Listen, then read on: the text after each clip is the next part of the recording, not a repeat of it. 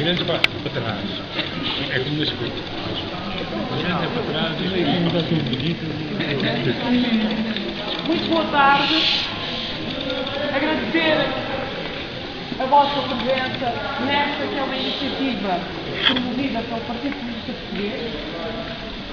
Uma iniciativa que integra as comemorações dos 100 anos passados sobre o nascimento de Álvaro Cunhal.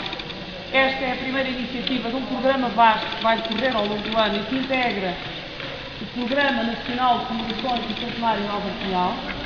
Desde já convidados a participar nas iniciativas que viermos a promover. Num tempo em que é importante cada vez mais, dados alguns indícios que vemos da parte de quem nos governa, de que é preciso lembrar que houve um regime fascista em Portugal, que houve repressão, que houve presos políticos a sofrer nas mãos da PIDE e que efetivamente o fascismo se calhar ainda não morreu e sempre que pode levanta a cabeça. Nesse tempo entendeu o PCP fazer esta iniciativa aqui para lembrar aquilo que foi o aparelho repressivo fascista e aquilo que foi a luta dos comunistas contra a repressão do regime ditatorial em Portugal. Agradecer ao Museu do Caramulo o acolhimento, a colaboração e a disponibilidade. E cabe-me a honra de apresentar o nosso convidado, Domingos Abrantes, um resistente fascista que será para nós um exemplo. Dar algumas notas daquilo que foi o percurso e peço desculpa pela cábula, mas a minha memória já me traiçoa muitas vezes. Foi membro da Comissão Central do Mundo Juvenil, militante desde 1954, já lá vão quase 60 anos do Partido Comunista Português, funcionário clandestino durante cerca de 18 anos, membro do Comitê Central do Partido Comunista Português, cerca de 50 anos. Totalizou, das várias vezes que foi preso, 11 anos de prisão política. E faço questão de dizer, prisão política é preciso não esquecer que, de facto, ela existiu em Portugal. E é preciso dar a conhecer aos mais jovens o que foi, efetivamente, um regime que não permitia aos portugueses pensarem e serem aquilo que efetivamente eram. Domingos Abrantes foi, de facto, uma vítima dessa repressão e mantém, apesar de tudo isso, a jovialidade, a lucidez que lhe vão conhecer e que só um revolucionário, de facto, pode ter. Calmo, porque, de facto, esta lista é o nosso camarada, a quem agradecemos muito a presença.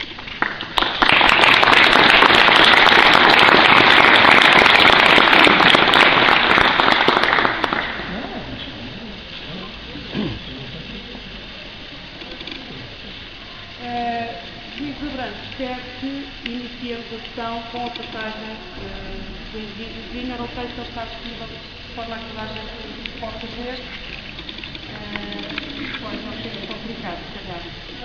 Há também um pedido que me fizeram. Portanto, a sessão está a ser filmada e no decorrer da sessão, de facto, ninguém passasse em frente à câmara para salvaguardar esta segurança.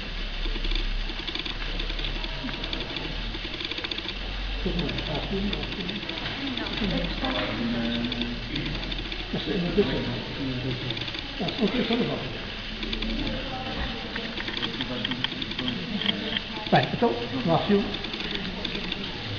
Bem, camaradas, então, estamos aqui hoje para falar da fuga de Caxias, que ficou também conhecida pela fuga. Os camaradas pareciam ouvirem, ficou conhecida pela a fuga do carro blindado de Salazar. E, tratando-se de um acontecimento que tem 50 anos, é obrigatório não perder de vista o contexto em que esta fuga ocorreu. Mas já disse alguma coisa, mas que era um contexto de um regime fascista, da repressão e num quadro político concreto, porque a fuga também tem que ser inserida nesse quadro político concreto. A segunda questão é ter em conta a natureza daquela cadeia. Trata-se de um forte militar construído no século XIX, na altura a fortaleza mais importante construída em todo o século XIX, portanto era um forte para albergar peças de artilharia de grande porte para a defesa da cidade de Lisboa.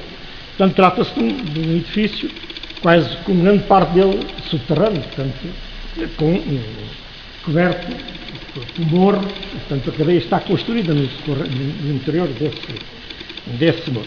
Além de que, portanto, essas características, com túneis, portanto, é uma cadeia e uma fuga que tem que ocorrer no interior deste forte. Depois, por outro lado, também nós falamos dessa fuga e consideramos, como quadro da atividade do Partido Comunista, as fugas como um património, fazem parte de um património da nossa história e da luta contra o fascismo.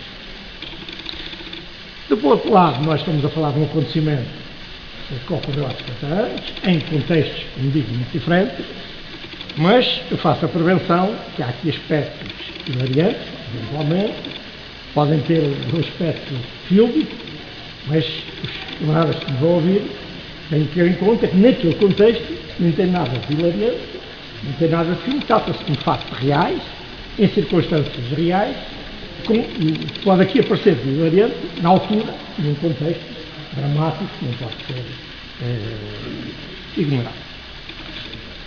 Depois, uma outra questão, a fuga da sua concretização prática demorou 60 segundos, nem mais, nem 60 segundos. Mas eu, para vos falar da fuga, portanto, isto está tudo de pé, eu precisarei de cerca de 1 hora. Já não falo do tempo longo, longuíssimo, que demorou a sua a preparação.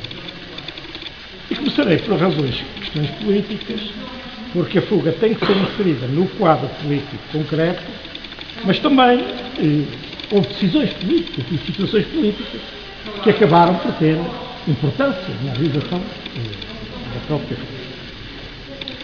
E o primeiro quadro é o seguinte: a fuga, portanto, deu-se num quadro de uma enorme reativação da atividade do partido, de um certo desenvolvimento da luta de massas e das forças antifascistas, que é neste quadro concreto, e também num momento em que se tinha começado a crise, podemos dizer, a crise, o regime.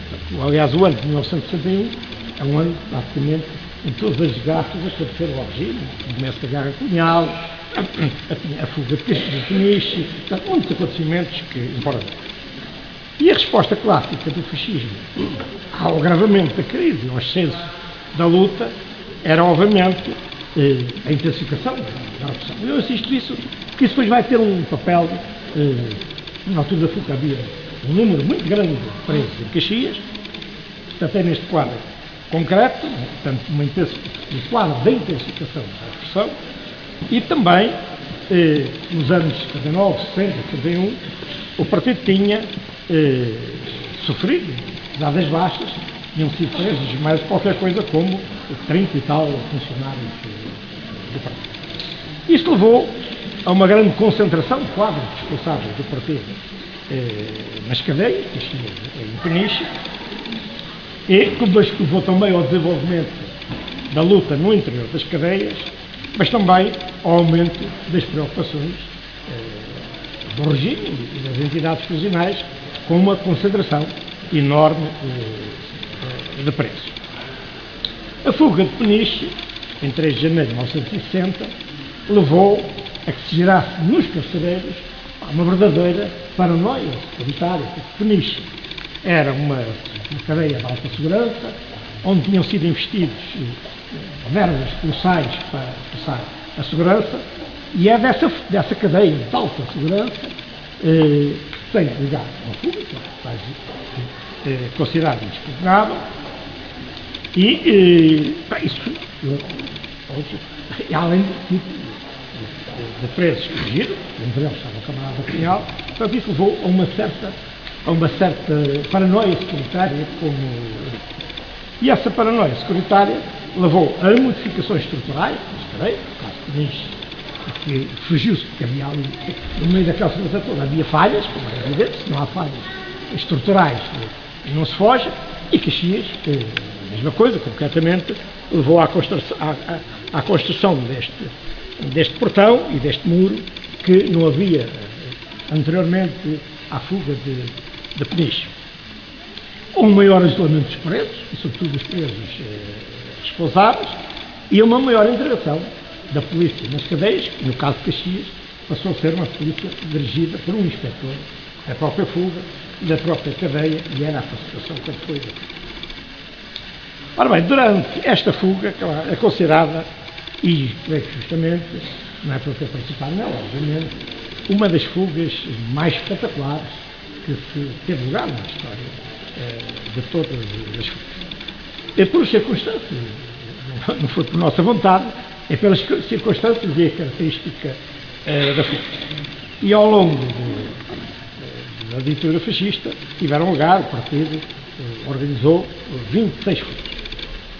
Não vou aqui falar das que não tiveram sucesso, e algumas até verdadeiramente espetaculares, infelizmente não se concretizaram, e dessas 26 fugas, 18 foram das cadeias e 8 foram fugas dos hospitais.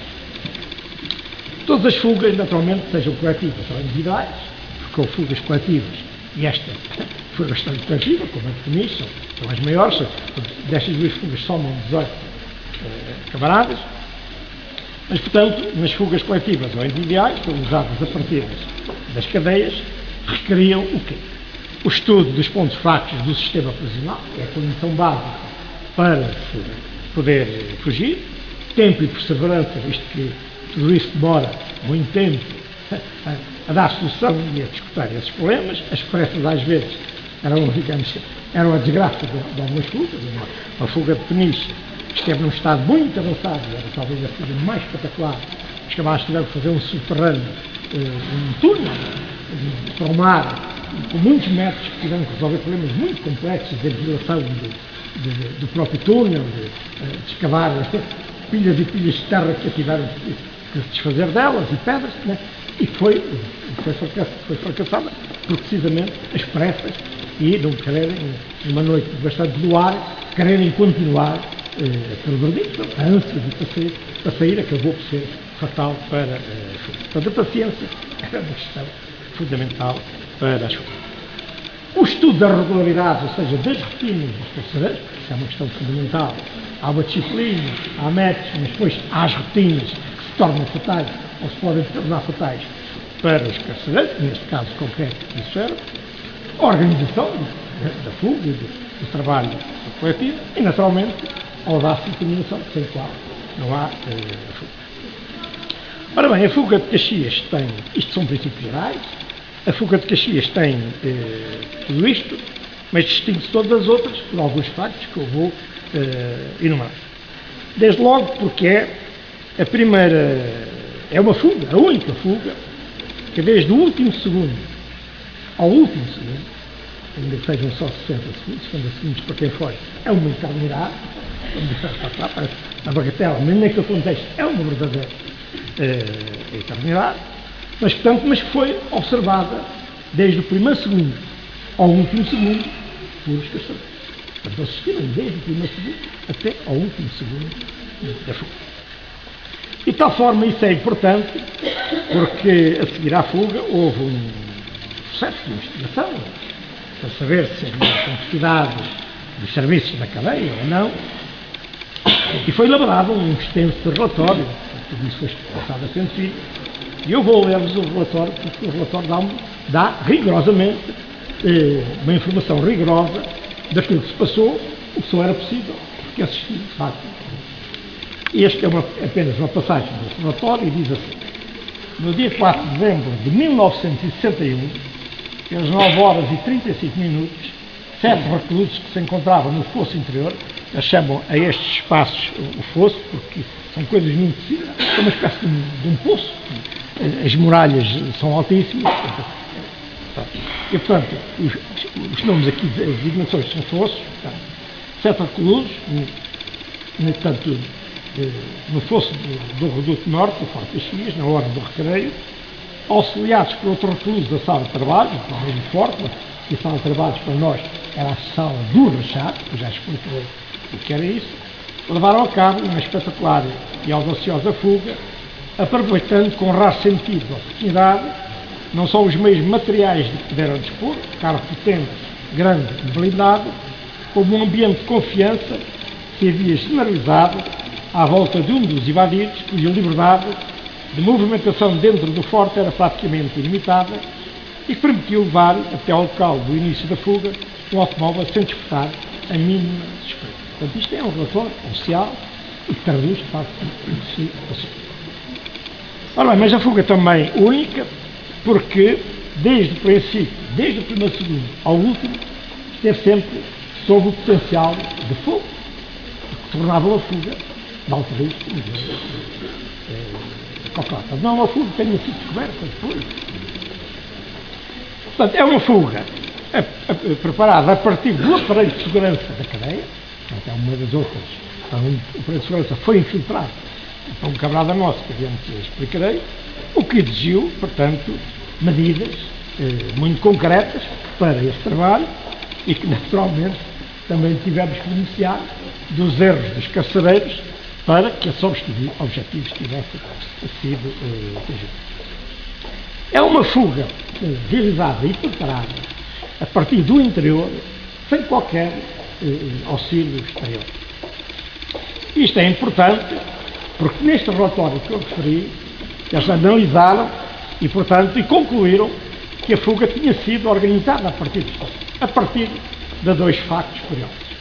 O primeiro, o diretor da cadeia, que era o inspetor da polícia, disse que era impossível ter sido organizado no interior porque ele tinha 40 anos de combate ao comunismo e, portanto, era impossível que isso pudesse ter acontecido nas barbas dele sem ele descobrir. Isto passa modéstia do senhor. E a segunda, tinha alguma lógica, é quando o 13 rachou, já vamos explicar isso, portanto, foi para a sala de trabalho, não existia o carro. E, portanto, a fuga não pode ter sido concebida, porque ninguém conhecia o carro, não havia carro.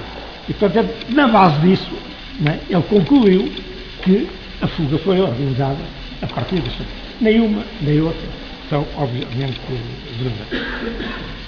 E uma fuga que exigiu resolver problemas de enorme complexidade, como se poderá resolver.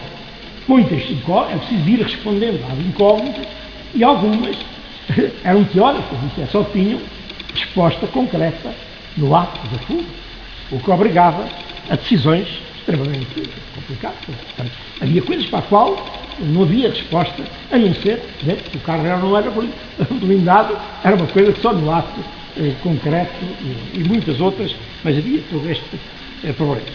Bem, e por último, tem um simbolismo, é uma fuga que tem uma carga política, pelo simbolismo que tem, do facto das vítimas do fascismo terem fugido de um carro que era do responsável da ditadura. E, portanto, este problema não é um problema pequeno no simbolismo desta fuga.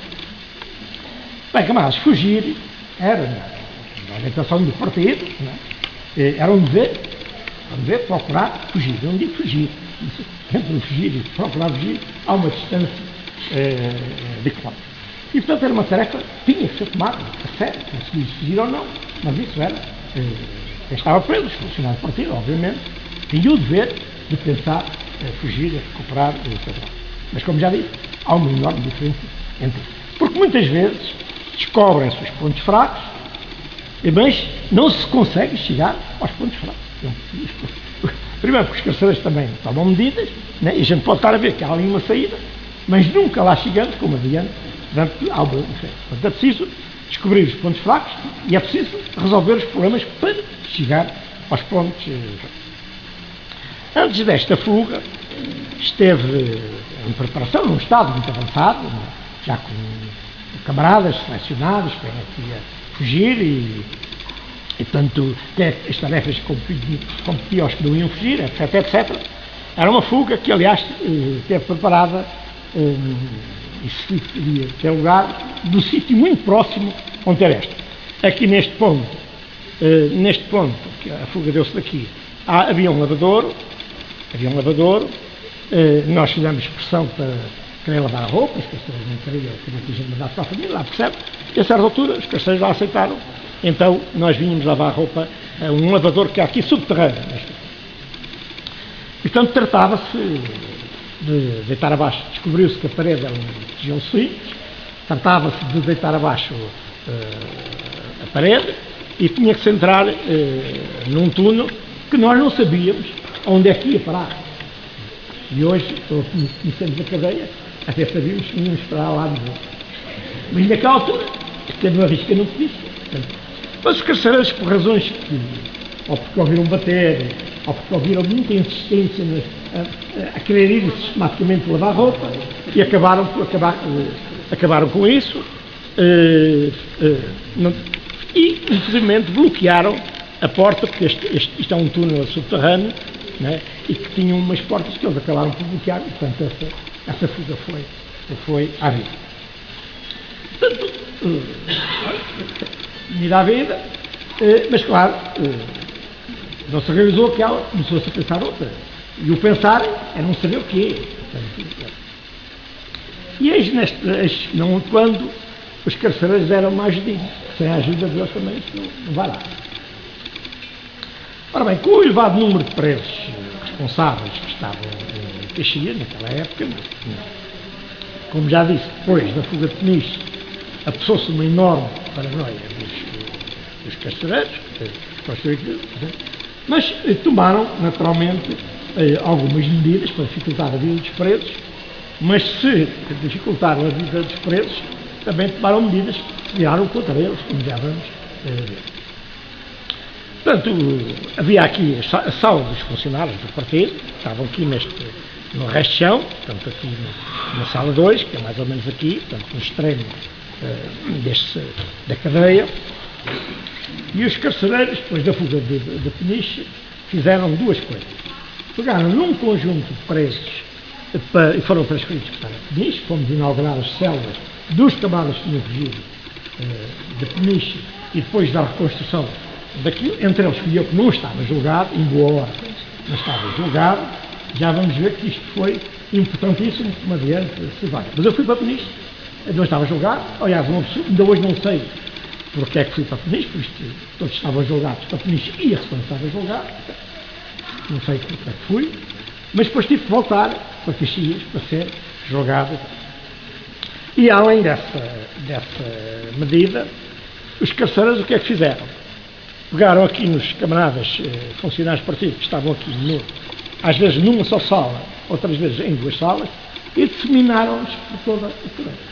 Portanto, fizeram 1, 2, no máximo, portanto, distribuíram para as diferentes salas da cadeia. Isso teve como consequências o quê?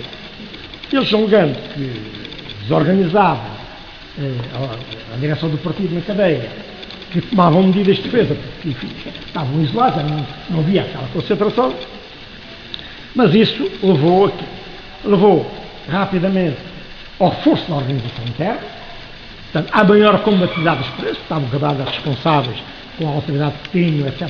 Portanto, incutiram ânimo nos presos, começou-se a intensificar a luta dos presos no interior da cadeia e, por outro lado, permitiu melhorar os sistemas de comunicação interna.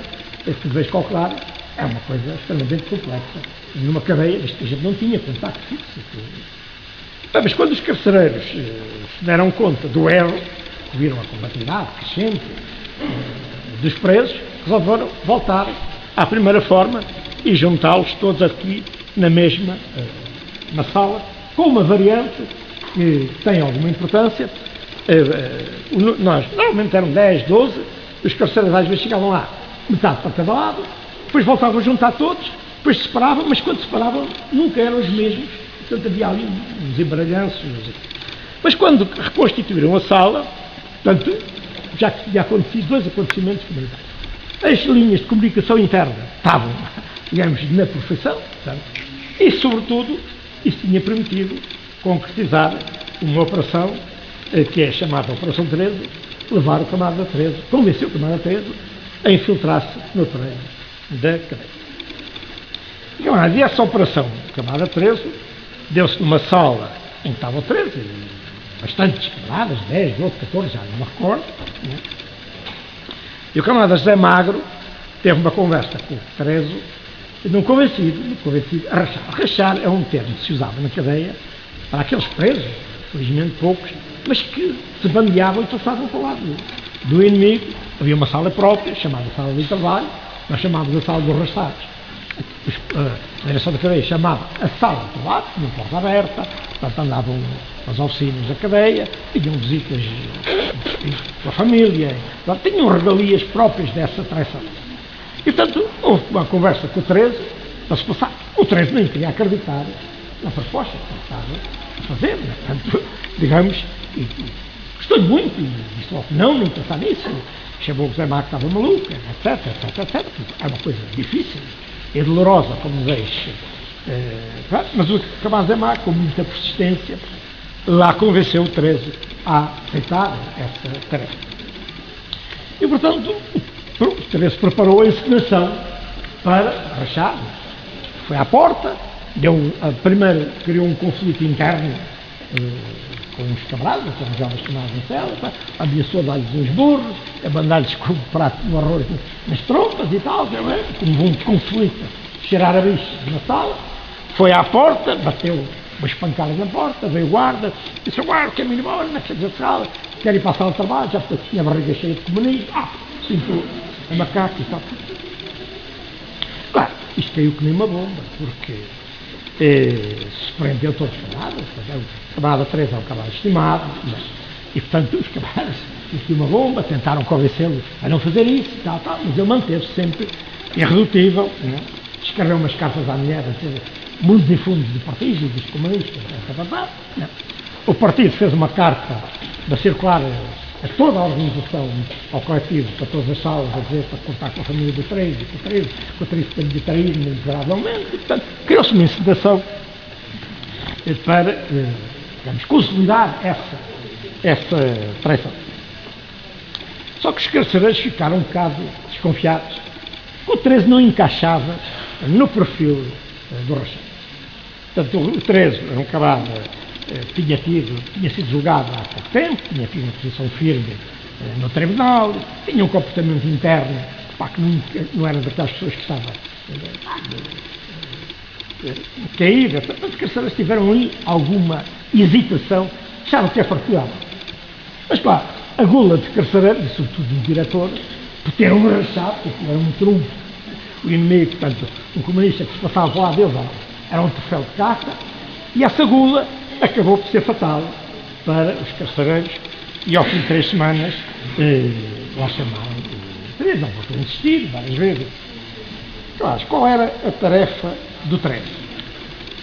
Naquela altura, isto é uma decisão de uma enormíssima audácia, ninguém sabia. A tarefa do 13 era o quê? Resolver o problema que não estava resolvido, porque nós tínhamos movimentos limitados, nós diariamente saíamos daqui para o Recreio, íamos ali, dali não saímos. Portanto, da cadeia sabíamos zero. Nem sabíamos os percursos e, sobretudo, não sabíamos onde é que estavam as sentinelas. Portanto, a missão do 13 era, digamos, ganhar a confiança da direção da cadeia, digamos, poder circular livremente e fazer o reconhecimento de toda a estrutura da cadeia e dos pontos de segurança da cadeia e nos informar, e nós estudaríamos o que era possível mudar daquele reconhecimento.